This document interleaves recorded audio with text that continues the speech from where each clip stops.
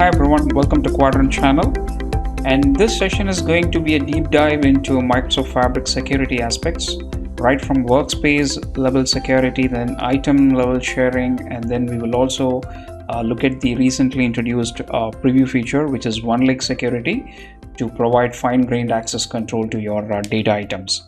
So let's get started. So if you're new to Fabric, we will quickly have a high-level overview and then we'll jump onto the security aspects within Fabric. So Fabric as a solution, it's a unified data platform for the era of AI. And as you can see here, we have different workloads or experiences on top of the platform itself. So you have Data Factory experience, real-time intelligence, that's a separate SaaS stack for you to leverage this streaming data sets and then build a real-time intelligence solution. And then the recently introduced databases as a feature or workload to handle your operational data as well. And then if you zoom in a bit into analytics, we have data warehousing solution, data lakehouses solution as well. And then we have industry solutions when you're looking for some inbuilt or the best practices, out of industry like healthcare, retail. There are some industry solutions out there that you can probably take advantage of from a template, and then you can start building on top of it as well. And then you have your Super Power BI as well, right within the Fabric experience, integrated to build your reports and dashboards right within Fabric. And you have some partner solutions as well that are published by partners, Microsoft partners within Fabric. Okay, so all these experiences are built on top of the platform, which is built on OneLake, Copilot in Fabric. So OneLake, if you're new to OneLake, a quick introduction into OneLake. It's the logical abstraction layer, so that spans truly across the planet. It's a multi-cloud data lake, so you can bring in your external data from Amazon S3 buckets. You can bring in data from Google GCP. So there are a lot of connectors that you can connect to your external data sources, and then it's just the reference that you are making to try and pull the data from external sources. So essentially with shortcuts, we are trying to eliminate that data duplication and to prevent the data copy and to move more around the data. So essentially it's just the reference we are making with shortcuts, and it's truly a data unification that you can say within OneLake that span across different regions across the planet. Okay, so you can think of it like a OneDrive for organization, where all of the organizational data, business data, resides in one single lake. Okay, and I think the key thing to understand here is all of the compute engines across different workloads talk to one single copy of data, so no more data duplication across different workloads. So all of the compute engines can talk to one single copy of the data. So that's the key idea that you need to understand. And I think we have AI infused at every layer within Fabric. So you have Copilot experience in Fabric to speed up your development process. So right from notebook, when you're writing some queries on top of your data, so Copilot is there to help you to get more done faster, you can say. And we have Microsoft Purview on top of your experiences, which helps to comply the compliance related aspects and the governance aspects. You can use Purview to govern your data, and I think AI again infused at every layer within Fabric. So that's at a high level overview if you're pretty much new to Fabric. So let's get started with the topic itself now. So the agenda or learning objectives for this particular session, by the end of this module, you're going to get some good understanding on Fabric workspace architecture and the role hierarchy itself, and then how to apply role-based access control, RBAC you call it, across Fabric workspace, and then the data items within the lakehouse, and configuration of OneLake permissions for item and folder level access at a granular level. We are going to see how you can implement those, and implementing RLS and CLS, which is row and column level security for very fine-grained data level protection within your lakehouse as well. Okay, so let's get started. So I think I'll start off with the business problem, and then we talk about why the solution. Okay, so the solution to that problem, and then the benefits. Okay, so Fabric. When you talk about Fabric security, there are multiple layers of security that you can enforce. Essentially, that's exactly what we are going to look at in this specific video or session. Right, so let's talk about the business problem in hand. Right, so enterprises, you name it, organizations often struggle to maintain consistent data governance across Microsoft Fabric workspaces. So without proper role-based access control and OneLake security, unauthorized access to sensitive data and inconsistent permission propagation can lead to compliance risks. Right, so that's one of the major pain point that we need to address. So people are having multiple workspaces, built in their solution, and I think they need to understand the critical security layers that are available within Fabric for them to enforce access and permissions at different layers within Fabric, because you need to make sure you're providing the least privilege, right, to the users, as and when needed. That you need to be very careful. So when we need to provide access at the fine grain level, we cannot provide access at the workspace level and expose all of the items within the workspace to that user. So you have to be really, really careful when establishing security or layers within your solution, and you need to enforce the least, you need to follow that principle of least privilege to the users to provide access to the users to make sure they can access only they wanted to see. Okay, so and the solution here is we can implement a layered security model within Microsoft Fabric using workspace roles, and then item level permissions, and then OneLake data access roles, which is currently in private preview with RLS and CLS for data level governance. And we are going to look at how you can enforce security at each layer, as we talked about, and that will help you to gain a good understanding of how you can enforce the security at different layers as and when needed. Okay, and what are the benefits when we implement such a layered security model within Fabric? It ensures consistent and auditable access control across your solution, Fabric solution, and it enables a very fine-grained, granular, least privilege access for users and groups. That's very, very important. So you need to make sure you're providing that least privilege access. It strengthens data protection and compliance posture as well. And finally, it simplifies your security management and then the onboarding of users through role-based access control assignments, right? So RBAC, you call it. And that's the key thing to understand. So let's dive into each and every layer as we spoke about, right from workspace roles, item level permissions, and then the very fine-grained access at the data plane level, you can call it, which is OneLake data access roles.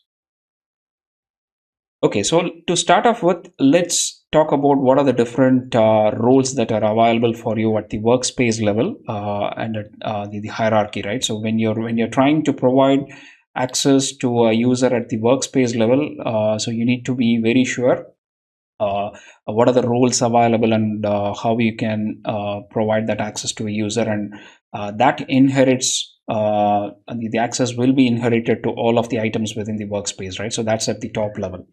So I think there are quite a few roles available when you're trying to provide access to any of the user within workspace.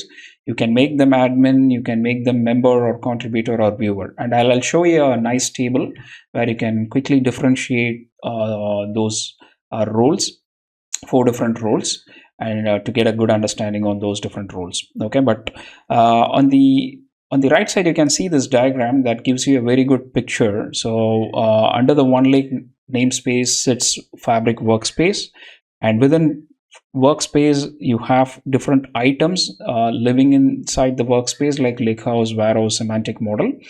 And within your item, you have your folders, which essentially has your tables and files within that particular item, right? So I think that's how you need to think about, or the layered security model.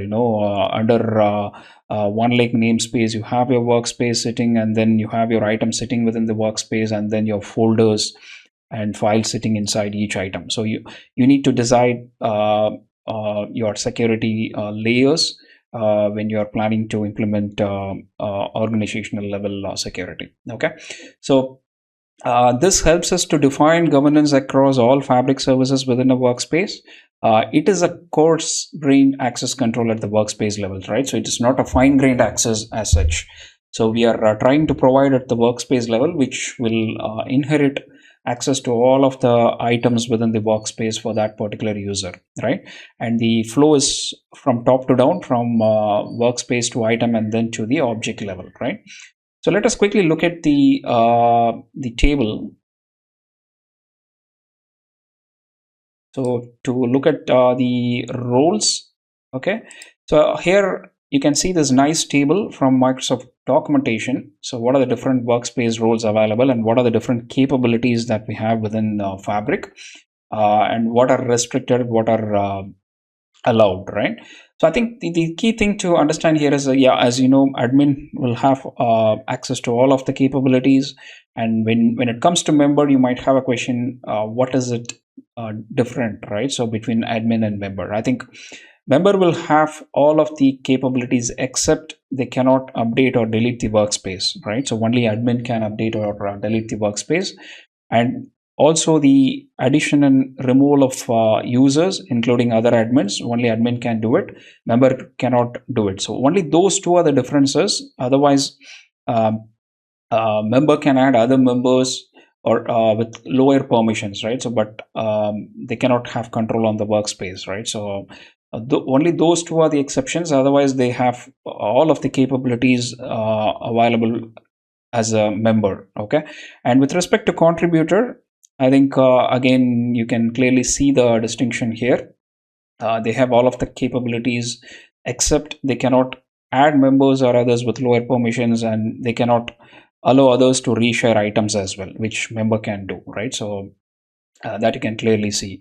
And I think viewer, they have only limited access. They can view and read content of pipelines, notebooks, and several items within the workspace.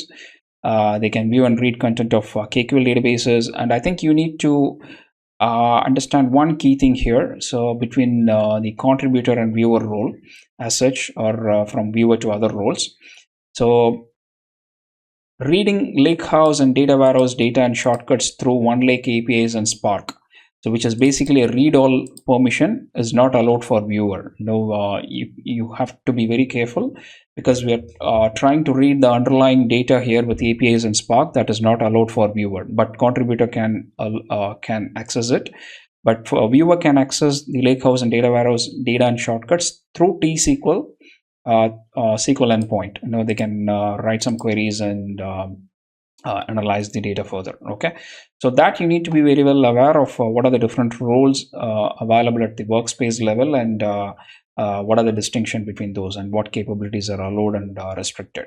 Okay, so let's move on to Fabric portal quickly to look at these roles. So maybe at the layer level, we will quickly navigate to Fabric and then quickly look at what we have in store, right? A quick demo as and when we move along different layers within Fabric.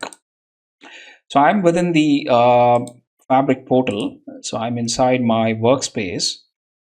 So you can see I have a lot of items within my workspace, but I wanted to manage access at the workspace level. You can see there is a manage access link here.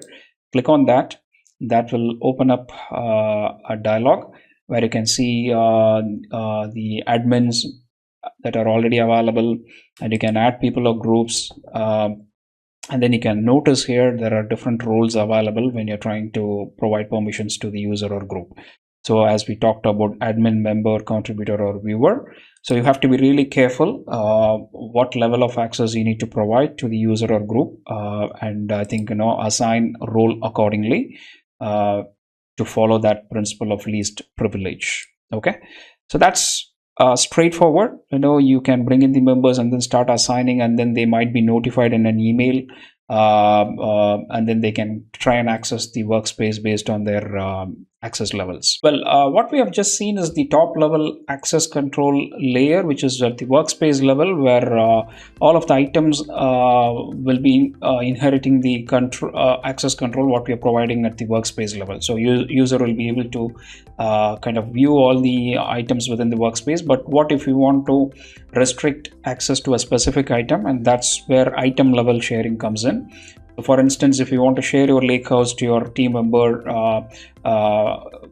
having data analyst persona, if you want to start running some queries on top of your data and do some analysis on top of it, there are a couple of roles available where you can provide access to them as read all SQL endpoint data to start some analysis on your data. Or if you want them to get to the underlying lakehouse files and all using Spark, I think there is a separate role that is available, which is read all Apache Spark. Okay, and there is another role to build reports on the default data set. So that's a separate role that are available. We'll quickly look at it in Fabric. And this is this will allow scoped access to a specific item, not the entire workspace. So user may not be able to see what other items are available within the workspace. And currently it's read-only control, no write access yet. And this will enable delegated access for specific data assets like lakehouse or other items within the workspace. Okay, let's quickly navigate to the Fabric portal to see this in action. So let me navigate to my workspace. And let's say if I have lakehouse already existing inside my workspace, so I'll navigate to my lakehouse. And I think all you can do, if you want to share the specific lakehouse, you'll on the right top, you can see there is a share button. You can click on that. That will allow you to grant people access to your lakehouse. And you can see there are different permissions that are available. As we have just seen, read all SQL endpoint data, and read all Apache Spark and subscribe to events, and then the building reports on the default semantic model. And you can also notify your recipients by email, I think with a dedicated link to your lakehouse and tenant, and they will be able to navigate through that link and then look at the content within your lakehouse. Okay, so you can give a try by assigning it to any user and then provide required permissions and then see how it works. Okay, so that's at the item level. So now let's start looking at the fine-grained level of access, right? So we looked at workspace level control, then item level shared access. And now let's talk about OneLake data access roles, which is in limited preview at the moment. And this is where if you want to provide role-based access control at a very fine-grained level, right? So to your data, and this is at the data plane level. It is essential for you to understand the access will be at two different levels. One is at the control plane and one is at the data plane. So I think what we have seen at the workspace level and item level are control plane level accesses, right? So when we say control plane level, so it is controlling the access, right, for the users and providing them with the required access levels in that workspace and for that item.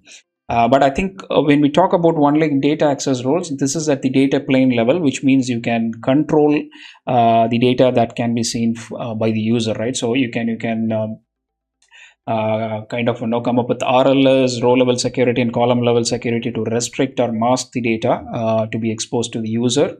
And you can define roles, and then you can expose the entire database to the user, or you can restrict specific tables to the user. So this is at the data level, the data access roles that we are creating, and this is at the data plane level. Okay, so you need to understand that distinction between the control plane permissions and data plane permissions. Okay, and I think when we talk about OneLake data access roles, which is currently in preview, so we'll quickly go through some of the key things that you need to understand, and then we will navigate to a Fabric portal again to get some idea how you can implement it. Okay, and I think this is defined within the Lakehouse security settings. I'll show you in a demo quickly how we can enable this. I think this is on demand basis now. So you may not be able to see it. This is not in public preview at the moment. This is a limited preview. So maybe only partners, Microsoft partners can only see it, and currently this feature is being tested. Okay, and this is introduced for OneLake fine-grained control, as I mentioned. So if you want to restrict data, then at the row level and at the column level, so OneLake security, the data access roles is has been introduced for that. And I think it supports folder and table level visibility, so that we are going to look at. And currently in preview phase, it's read only. When you're creating a specific role and then restricting your data, it's at the moment it's read only access in preview phase. Okay. And I think users see only what they're explicitly assigned. So we are going to see that in action shortly. And Fabric users, and the key thing to understand here is not everyone can create this data access roles and then assign restrict data and then assign users to it. Or only Fabric users in the admin or member roles can create OneLake security roles to grant users access to the data within an item. So that's a key thing for you to understand. So users in the admin or member roles at the workspace level can only create such OneLake security roles to grant users access. Well, another key thing to understand here is the OneLake security role that you're trying to create and grant access to data for users applies to users who already have viewer workspace role at the workspace level, or with read permission on the item, which is the specific lakehouse. Okay, so you need to understand this, because admins, let's say users who already have or admin in workspace, or if they have member or contributor role, they are not affected by OneLake security roles and can read and write all the data in an item regardless of their role membership. That's key thing to understand, because this role that we're trying to grant is applicable to viewer workspace role or with read permission on the item. Okay, so for those users, you can go ahead and further provide this fine-grained access control to your data, okay, at the data plane level. Okay, and I think also you need to understand there'll be a default reader role exist in all the lakehouses that gives users with read all permission, okay, to your data in lakehouse. So at the time of activating this OneLake security data access roles, which is in preview, so that will be a default role, reader role. If you want, you can go ahead and delete that default reader role, or you can edit it, or to remove that level of access, and you can create role that you want and then start restricting the data. Okay, so let's quickly navigate to Fabric portal. And I just wanted to quickly show you how you can go ahead and implement it in Fabric portal. And we are within Fabric portal in one of my lakehouse that I created for my MLV demo. So here you can see, you can click on that 3 ellipses, and then under management you can see a couple of options, and you can notice there is a option called manage OneLake security, which is in preview mode. Click on that. That will open up a dialog for you. And if you're trying to access this for the very first time within your lakehouse, you might get a prompt to enable this feature because this is being rolled out slowly to users, okay, since this is in limited preview.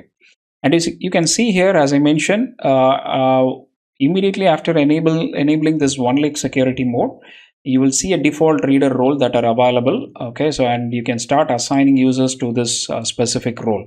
And I think this will kind of expose all of your data. So for example, you can see I have quite a few dimensions and fact table. That's a sample data that I used within this lakehouse.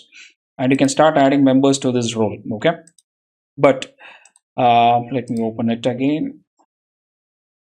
I think you can feel free to delete this if you don't want. Okay, so you can start creating your own role, and then start restricting the data as well. So if you're planning to create a new role, and I think you can just click on new, and I think you can start mentioning the role name. Let's say test role.